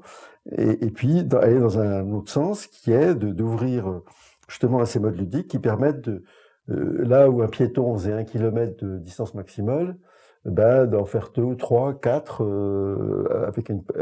dans le même temps, en 10 minutes, parce qu'on va 3 fois plus vite en patinette, on fait du 15 à l'heure au lieu de faire du 5 à l'heure. C'est ça le truc. Donc, Parce que, effectivement, une majorité des déplacements en voiture sont pour des La distances moitié de sont moins de 3 voilà. km. Moins de 3 km, la moitié des déplacements. Donc ça, il y a un truc énorme Il y a un truc énorme à jouer. à jouer. Énorme. Mais quand vous allez dans une petite bourgade, moi, Mm. j'ai l'habitude de traverser la France et d'observer Mm. ce qui a fait la France Mm. que nous avons connue et qui a beaucoup changé en 30 ans. Mm. Ce que je vois, moi, c'est des centres-bourgs déserts, Oui. plus de commerce, Mm. à la place des parkings Mm. et des voitures qui vont et viennent Bien sûr. en une seule direction, enfin vers un seul endroit, Mm. la zone commerciale. Mm. Alors, pour aller de la zone commerciale, du centre-bourg à la zone commerciale, c'est moins de 3 km, mais c'est plus de 1 km. Donc la personne âgée, elle est obligée de prendre une voiture. Mm. Personne à Bien mobilité sûr. réduite. Mm. Madame ou monsieur avec ses enfants, ils sont obligés d'aller faire Mm. des courses en voiture. Parce Mm. que également, ce dont on se rend compte, c'est que comme il y a eu moins de commerce, forcément, on n'a pas refait les trottoirs. Mm. On n'a pas refait... finalement, il n'y a pas de cheminement possible. Non. On risque sa vie parce qu'il y a un trafic Mm. routier intense. Voilà, le piéton à la campagne, c'est une espèce qui a En voie de complètement disparu. disparition. Mm. Oui, bien sûr. Mais vous avez complètement raison. Moi, j'ai fait une étude justement autour de Rennes. J'ai été voir des petites communes de 3000 habitants et j'ai constaté que c'était impossible de pousser une poussette d'enfants sur des trottoirs qui étaient déjà été réduits pour laisser passer les poids lourds qui passent. Le trottoir fait 1 mètre de large. Et en plus, il y a des bitoniaux, il y a des poteaux de signalisation. Vous devez faire un slalom entre les trucs. Bon, ça, c'est de l'aménagement urbain. Mais une des choses, c'est que aujourd'hui, la grande distribution va avoir des gros problèmes. Donc, il va y avoir des friches commerciales. Il y en a déjà. Déjà. Il y a aussi une demande pour la réhabilitation de centre-ville. Alors, c'est plutôt dans les villes moyennes aujourd'hui que ça se joue, mais on voit des villes moyennes qui sont en train de reprendre du poil de la bête, après avoir complètement décliné. C'est sûrement... le truc, c'est vraiment la ville moyenne. Hein. Et effectivement, les élus ont été, depuis 30 ans, se sont fait un peu rouler dans la farine par la grande distribution qui leur a promis des créations d'emplois, des choses comme ça. Et effectivement, c'est une catastrophe. Hein. La colonisation du commerce par la grande distribution, qui assure quand même 70% du commerce alimentaire en France, n'a pas été une bonne nouvelle pour l'aménagement urbain ni pour la transition écologique. Déjà, c'est de l'artificialisation des terres. Oui. C'est moche. D'un point de vue du paysage, du point de vue de l'urbaniste, ou du point de vue de l'environnementaliste, ou tout simplement du point de vue du citoyen, c'est très moche comme zone. Ensuite, pour y aller, il faut être motorisé. Et à l'intérieur, qu'est-ce qu'on y achète et où vont les capitaux? Parce que vous fondez votre réflexion sur les capitaux, mais quand on va dans la grande distribution, les capitaux, ils s'évaporent dans des foncières, ils s'évaporent hors du territoire. Est-ce que on peut pas quand même analyser l'apport de la grande distribution dans le déclin de ces villes? Est-ce que ça a été fait, hein, dans le milieu de l'urbanisme, en tout cas, que je fréquente un peu, tout le monde est convaincu que c'est une des causes du déclin des villes moyennes, mais c'est pas la seule. Hein. Je veux dire qu'il y a une conjonction de causes. Il y a aussi, par exemple, moi j'ai travaillé pour l'Association des villes moyennes, qui maintenant s'appelle l'Association des villes de France. On avait un séminaire il y a 2 ans sur la revitalisation des centres, ce qui a précédé, si vous voulez, les interventions de la Caisse des dépôts, etc. Cœur de ville, etc. En fait, c'est un problème assez complexe parce que ça fait 30 ans qu'on en parle et il y a un certain nombre de facteurs qui sont conjugués. À la fois la grande distrib, la suppression de certains services publics, hôpitaux, etc., écoles. Donc il y a des gens qui ne veulent plus habiter là parce que il n'y a pas la bonne école pour les enfants, il n'y a pas les bons soins. Il y a les monuments historiques qui ont institué des normes de réhabilitation des centres anciens très dures, très contraignantes et très coûteuses, qui font que soit des gens fortunés peuvent se retaper le truc, mais les classes moyennes qui étaient dans les villes moyennes, elles sont parties se construire une maison en dur avec un prêt à taux zéro à 2 km. Donc vous savez, il n'y a pas uniquement le commerce qui a disparu. Si le commerce a disparu, c'est aussi parce que les habitants ont quitté la ville. Et il y a énormément de vacances. Il y a énormément de vacances, de commerce, mais aussi de logements. Oui, c'est ça, bien sûr. Donc, ou de logements qui sont paupérisés, qui sont squattés ou sous-loués, mais pas entretenus. Insalubres, ouais. Insalubres. Moi, j'avais discuté avec le maire de Châlons-en-Champagne, qui était apparu, qui était ministre, et il se désolait, parce qu'il lui-même, en tant que ministre du Logement, il avait vu les effets pervers des politiques qu'il mettait lui-même en œuvre, qui étaient en cours, notamment le prêt à taux zéro. Il dit, on donne de l'argent aux gens pour qu'ils construisent des maisons neuves en périphérie, et Châlons-Champagne, c'est un truc magnifique qui est en train de s'écrouler sur lui-même. Ouais. Donc bon, alors, c'est pour ça que c'est une question qui est d'abord franco-française, hein, et parce que la grande distribution n'a jamais aussi encouragé qu'en France. Les monuments historiques n'ont jamais été aussi contraignants qu'en France. Oui, enfin contraignants pour le centre-ville, mais pas contraignants pour. Non, pour mais bien sûr, mais donc c'est un problème qui est un peu, enfin qui a une dimension franco-française. Donc qu'est-ce qu'on fait alors? Ce qu'on fait, c'est ce que fait faire la Caisse des dépôts, c'est de financer une reconquête. Il y a des maires qui ont des politiques très intéressantes, très offensives, hein. Je pense à Cahors, par exemple. Il a compris que son centre-ville, qui est magnifique, mais avec des petits logements qui sont pas habitables par des familles, il investit pour les fusionner 2 par 2 pour que ça devienne des logements familiaux. Vous voyez, c'est de l'argent public qui est mis là-dedans. Bon, après ça, on peut discuter si c'est raisonnable, pas raisonnable. Mais c'est ça, hein, il y a des maires qui ont pris... À Nevers, il a créé près de la gare, il a racheté une vieille caserne et créé un lieu pour des emplois dans le numérique, de start-up, etc. Pas idiot, enfin, près de la gare, 2 heures de Paris. Et effectivement, ça remet du jus. Parce que Nevers, c'est une ville que j'ai connue il y a 30 ans, c'était magnifique. Maintenant, le centre-ville, c'est totalement paupérisé. Tous les magasins sont des rideaux de fer, etc. C'est terrible, quoi. Je me rappelle d'une autre ville moyenne de Bretagne où j'étais passé, j'avais cherché un restaurant, et finalement, je n'avais pas trouvé, parce que j'étais arrivé chez le Flunch de la Grande Surface. Hein. C'était terrible. Terrible. J'avais faim, j'avais tourné, j'ai même tourné une demi-heure dans la ville. Il y avait soit un restaurant, mais il y avait une queue de dingue, soit des trucs épouvantables. On me suis retrouvé chez Flunch. Bon, ça arrive. On vous voudra pas. Hein. Alors, vous parlez dans votre ouvrage d'une notion assez intéressante qui se rapproche finalement de l'éco-citoyenneté qu'on essaie de définir ici. C'est ce que vous nommez l'écolo-humanisme. Qu'est-ce que c'est que l'écolo-humanisme? C'est une écologie à visage humain. Moi, je suis quand même pour... disons que dans l'écologie, il y a tout un tas de tendances ou de fractions. Il y a une écologie radicale qui voudrait, à la limite, que l'homme disparaisse et qu'il n'y ait plus que la nature avec un grand N. Moi, je pense qu'il faut quand même la penser pour l'homme, en tout cas, qu'il soit pas rayé de la carte, et qu'il laisse et qu'on s'intéresse à tous les aspects qui rendent sa vie agréable, et notamment les différentes sources de satisfaction que j'ai décrites plus haut.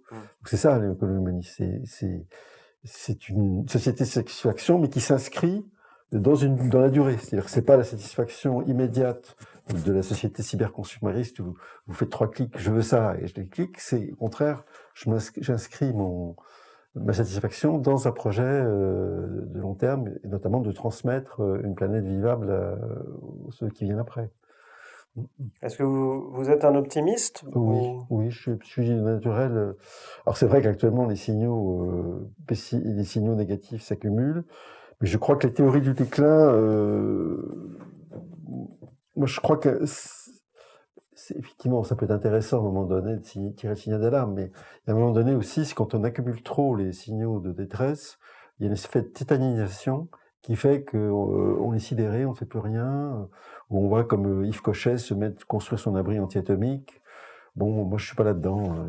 Je suis plutôt dans ceux qui croient qu'on peut faire des choses, parce que j'ai vu que des villes, que les collectivités locales, à l'échelon local, avaient fait des choses. Donc je me dis pourquoi pas, pourquoi on ne pourrait pas en faire autant à d'autres échelles. D'autant quand on quand on regarde, si vous voulez, les marges de manœuvre, elles sont énormes. C'est ça qui est agaçant, c'est que vous prenez n'importe quel problème, que ce soit la mobilité, l'alimentation, vous prenez un comportement écolo-sensible et un comportement ignorant de l'écologie, vous avez un écart de 1 à 4. Vous pouvez diviser par 4 une empreinte, en mangeant du poulet au lieu de bouffer. Il ne s'agit pas d'être végétarien, mais en mangeant du poulet au lieu de bouffer du bœuf, vous divisez par 4 Donc il y a des marges de manœuvre colossales. C'est pareil pour la mobilité, entre le transport de marchandises par rail et le transport de marchandises par route, c'est 1 à 10. C'est énorme. C'est énorme, c'est énorme. Et vous avez donc il y a énormément de marge de manœuvre. Alors, on est dans une situation d'apparente impuissance, si vous voulez, alors qu'il y a des marges de manœuvre colossales partout. Pourquoi est-ce qu'on a ce sentiment d'impuissance? On a un sentiment d'impuissance parce que on est prisonnier toute ma thèse, c'est qu'on est prisonnier d'un mode de raisonnement qui nous empêche de penser ces choses-là. Parce que si on veut modifier les modes de vie, à un moment donné, il va falloir s'intéresser à la fiscalité. C'est pas le seul registre. Il ne faut pas croire que spontanément, les gens vont tous devenir, entre guillemets, vertueux, d'ailleurs, ce qui ne veut rien dire. Non, c'est encore un système moral de valeur. Un système moral, bon... le vegan n'est pas meilleur que non, le non-vegan. Non, vertu. D'ailleurs, j'ai pris une photo ce matin en venant à pied. C'est la ville de Paris qui affiche un endroit pour une logistique vertueuse. Bon. Site expérimental pour une logistique vertueuse. C'est une place de livraison. Oui. C'est ça. Je trouvais ça fabuleux. C'est du novlangue. Non, mais c'est pas. On n'est pas sur de la morale, donc effectivement, il y a des marges de manœuvre très importantes. Quoi. Et sur quoi on va fonder cette nouvelle société? Parce qu'en réalité, on fait un peu tous le même constat. On arrive à un bout des sociétés occidentales, on se rend compte que aux quatre coins de la planète, il y a des situations diverses, des écarts de richesse énormes, des écarts de confort, des écarts de vie. Comment est-ce que nous, au centre d'une petite Europe assez faible, dans un système monde, avec une France assez faible dans le système monde par rapport à ce qu'elle a pu être par le passé, et nous, à notre place, vous urbanistes, mais nous citoyens, nous tous, ensemble, est-ce qu'on a une marge de manœuvre? Oui. Et laquelle? On en a, comme je vous l'ai dit tout à l'heure, sur les 4 leviers qui sont la consommation, les circuits financiers, le système productif, notre rapport au système d'autorité et notamment le vote. Mais aussi les pratiques. Moi, je crois beaucoup que quand je regarde les sociétés et les villes qui ont bougé, le mot qui me vient à l'esprit, c'est celui de tissage. C'est-à-dire qu'elles ont tissé, il n'y a pas eu de révolution, il n'y a pas eu une grande annonce en disant demain on change tout, on rase gratis, ça va être formidable. Mais il y a eu tout un travail de préparation, notamment de tissage sur l'espace public, qui a été, celui de Copenhague, par exemple, je prends un exemple que je cite souvent, mais en 2007, ils ont fait une grande déclaration d'une charte. Nous voulons être la ville écologique exemplaire, la métropole écologique exemplaire à l'échelon de la planète. Bon, ça va paraître un peu prétentieux. Sauf que derrière, il y avait 15 ans de travail en amont sur l'espace public, les pistes cyclables, les gens qui roulent en vélo, et c'était pas si con de le dire à ce moment-là. Ça aurait été complètement prétentieux et absurde de le dire au départ, quand ils sont partis dans la stratégie, ex nihilo en 1991, ça aurait été... là, prétentieux pour le coup. Là, ça tombe très bien, et c'est en 2007. En 2009, Copenhague a accueilli un sommet qui s'est mal passé, mais était quand même choisi, qui était un trou. Copenhague, c'était une ville inconnue à l'échelle de la planète, et elle a quand même été choisie pour accueillir le sommet sur le climat de 2009. Donc c'est quand même une réussite, un parcours très intéressant, quoi. Donc il y a ce niveau-là. Je crois que c'est ça qui est difficile à comprendre pour un gouvernement national, parce que il travaille d'abord sur des échelons de temps à 5 ans, et puis il travaille pas sur des pratiques. Mais moi, quand je vois les villes, elles travaillent sur plusieurs mandats, parce qu'ils se font reconduire, et ils travaillent sur la pratique, c'est-à-dire c'est l'usage. On dit en urbanisme que le citoyen, c'est un maître d'usage. On considère qu'il est aussi important que le maître d'ouvrage ou que le maître d'œuvre. Il est maître d'usage, maître. C'est pas rien. Et sa façon dont il va cheminer dans la ville, avant, si vous voulez, vous aviez un urbaniste qui disait, on va du point A au point B, on prend le chemin qui va là. Ben maintenant, ce qu'on fait, on regarde comment le gazon a été massacré. Et on s'est dit, tiens, si les gens passent tous par là, alors qu'on avait fait le chemin comme ça, c'est que le maître d'usage, lui, il a décidé qu'il passait par là. Et on change le chemin, et à la place du gazon massacré, on met des petits trucs, un petit sentier pour passer. Voilà. La dimension d'usage, oui. C'est la dimension d'usage. Et ça, effectivement, c'est des pratiques qui peuvent se faire avec une certaine proximité, parce qu'on ne peut pas décréter de l'Élysée comment vont vivre tous les Français. Heureusement. Mais ni même comprendre comment ils vivent. Sauf avec des études statistiques comme l'IFOP, etc. Mais comprendre comment certains à Strasbourg vont se déplacer en vélo, et pourquoi à Marseille c'est pas possible parce que ça monte, qu'il fait chaud, ça, un gars de Bercy, il peut pas comprendre. Ces élites, comme elles s'appellent elles-mêmes, sont déconnectées, elles sont hors sol, on le sait très bien. Oui, c'est hors sol. Donc, c'est pour ça qu'il y a une des clés, c'est quand même la responsabilisation de niveaux locaux. Ça ne veut pas dire que tout le monde, mais il faut, à des échelons locaux, organiser des compétences. Hein. Alors, elles existent dans les métropoles, elles n'existent pas encore dans toutes les villes moyennes. On peut descendre le truc, après ça, il y a les petites villes, mais il y a une espèce de système par diffusion qui se fait. Parce que moi, je vois par exemple les fonctionnaires municipaux, il y a un changement de génération complet entre les gars qui étaient 20 ans, qui avaient qu'une envie, c'est de rouler du béton, de faire des ronds-points partout, et ceux qui arrivent derrière, qui sont beaucoup plus écolo-sensibles, qui vont faire des plantations, des potagers collectifs. C'est pas du tout les mêmes gens, alors qu'ils ont les mêmes formations, ils font les mêmes écoles, mais c'est pas du tout la même génération. Donc il y a quelque chose qui se voit pas trop, mais qui est en train de se passer. Donc c'est pour ça que je suis un peu optimiste. Vous citez, et on va bientôt conclure notre entretien, mais vous citez Hannah Arendt dans votre ouvrage, notamment cette phrase qui est celle de passer des civilisations du travail aux civilisations de l'œuvre. Oui, du métier. Moi, je crois beaucoup à la cité du métier. Je crois qu'une des responsabilités des villes, et on voit que certaines s'y sont impliquées, c'est de diffuser, de favoriser, d'encourager de nouvelles formes, de nouveaux systèmes productifs. Là, on a eu la sociale et solidaire, certes, mais il y a aussi le circuit court, le collaboratif, le tourisme urbain, qui est sous une certaine forme l'agriculture urbaine. On voit que plein de modèles sont en train de se développer et qui se distinguent d'un travail classique par le fait qu'il s'adresse souvent à des métiers. C'est-à-dire, ce qui distingue un métier d'un emploi, c'est qu'un métier, il fabrique du beau, il fabrique du lien, il fabrique du sens. Tout ce qu'on a perdu. Tout ce que ce que le bullshit job, en tout cas, n'a plus.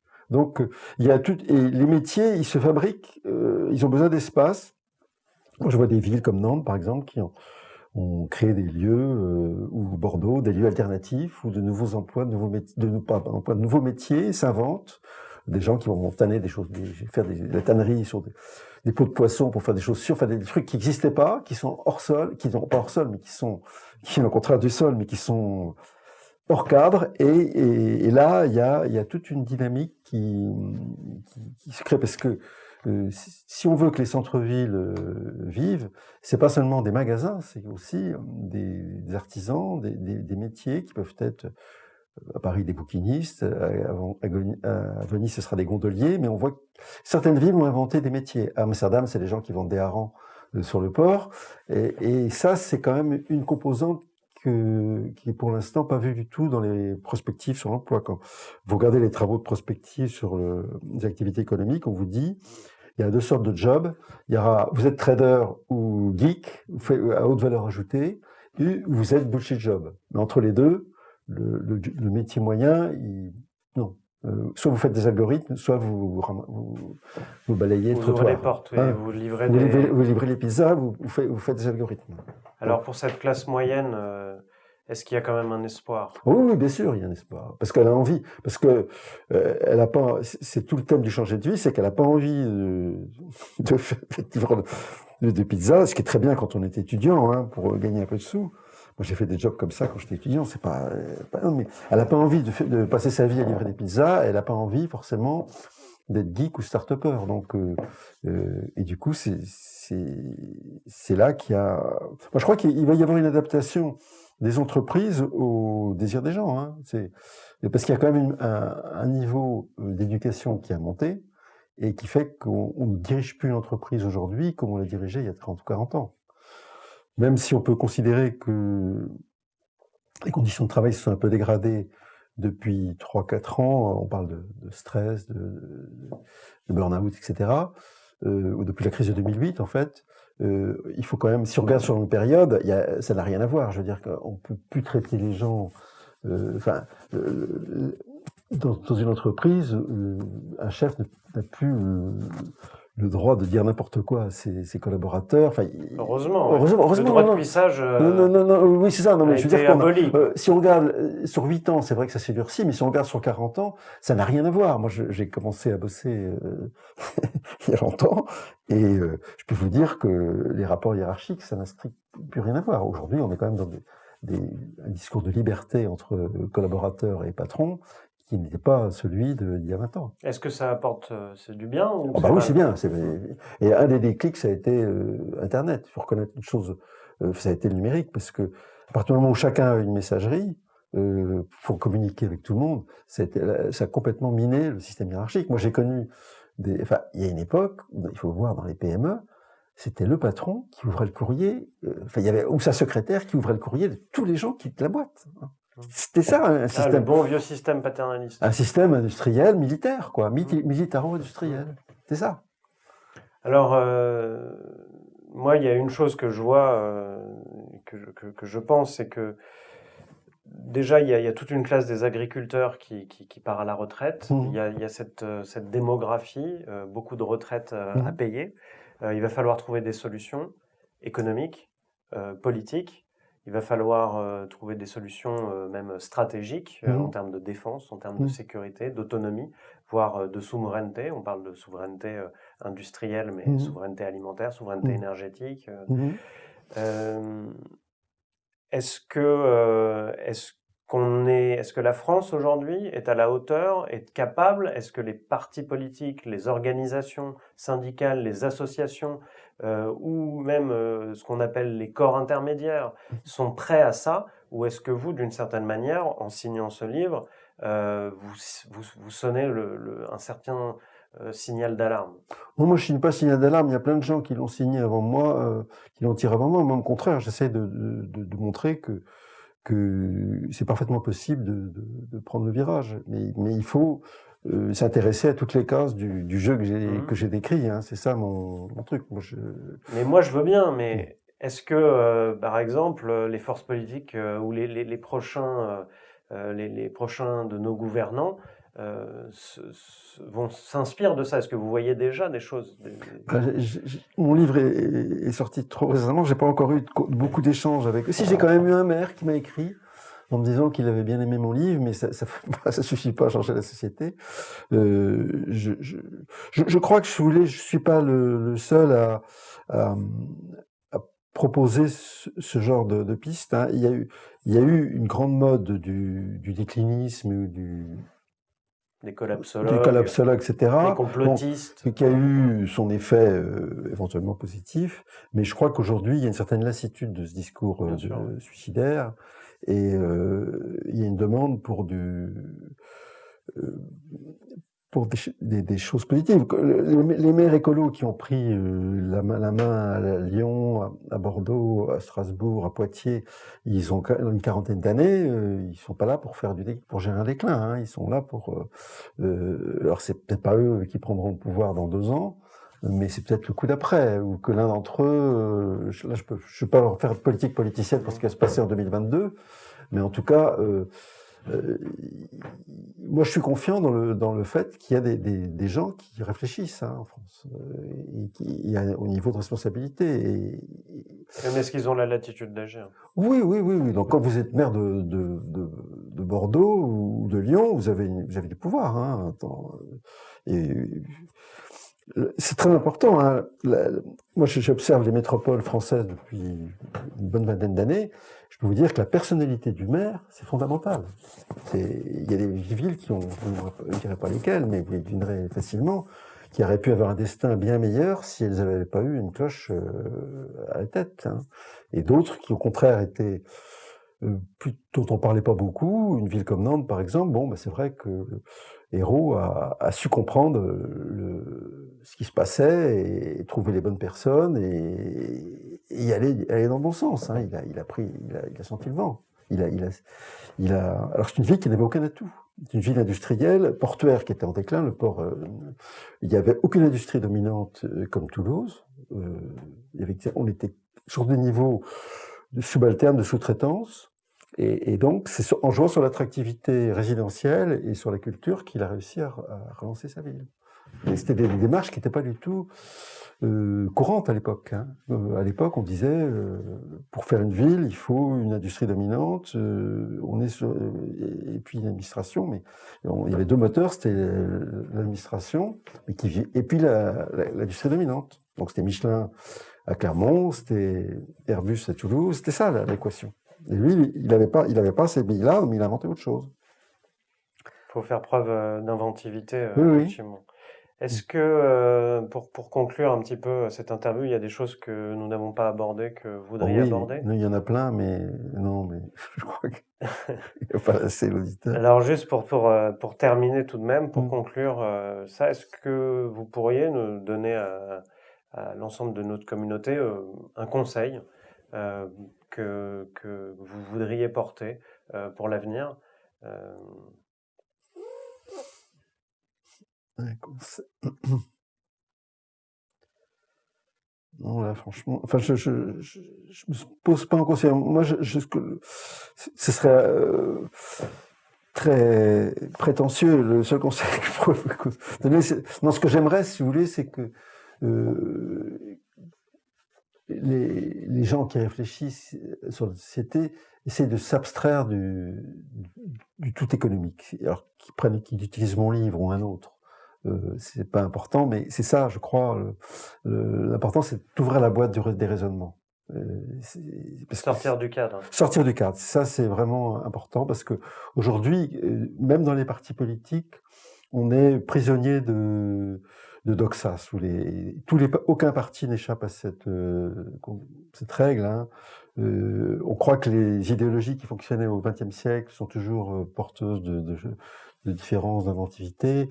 Et je crois qu'il faut vraiment sortir de la doxa libérale, sortir de la doxa social-démocrate, et la doxa écolo, elle n'existe pas, mais peut-être en tout cas, il y a certaines doxa.